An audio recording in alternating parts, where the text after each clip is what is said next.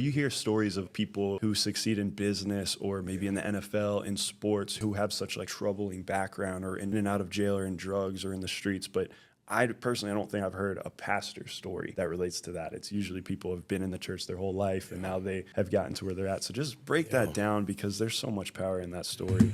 Yeah, I think if I was God, I wouldn't have chose me.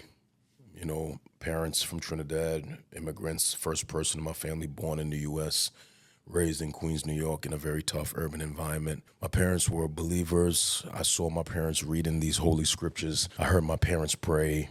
My parents had a small ministry that they led in their basement, and just the environment outside of my home had a stronger pull on my life than the things that my parents was telling me. That's not a knock on them. My parents were great parents. I just think the tough urban environment I was raised in had a stronger hold on my life. And so from an early age, I'm in the street. Man, all the things, man. I started selling crack cocaine at the age of 12. Seen the first person I ever saw get shot right in front of me, maybe 13, 14. I'm in the street gang in Queens and in and out of jail cells, and I'm finding community in the street. I'm finding community in the street with brothers, and we're breaking in homes. I mean, all the stuff that goes on in the urban context. I mean, all of that. And I did that from maybe age 12 to about age 24.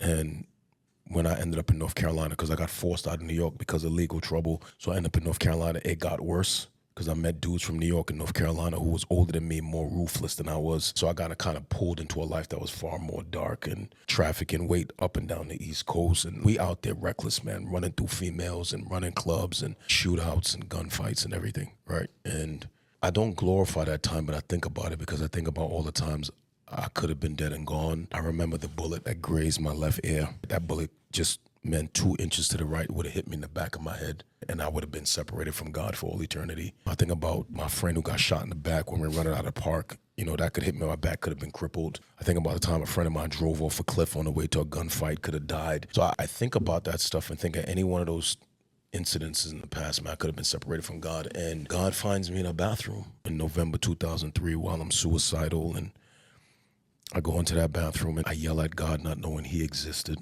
And God met me in that bathroom. And I knew God met me because my tears of suicidal thoughts and ideations, my tears of frustration turned to tears of just peace and joy. And I went back and tried to have sex with my girlfriend who became my wife at that time. And for the first time, I felt convicted for sin. Started sleeping on the couch until we got married. And I knew something had happened in my heart.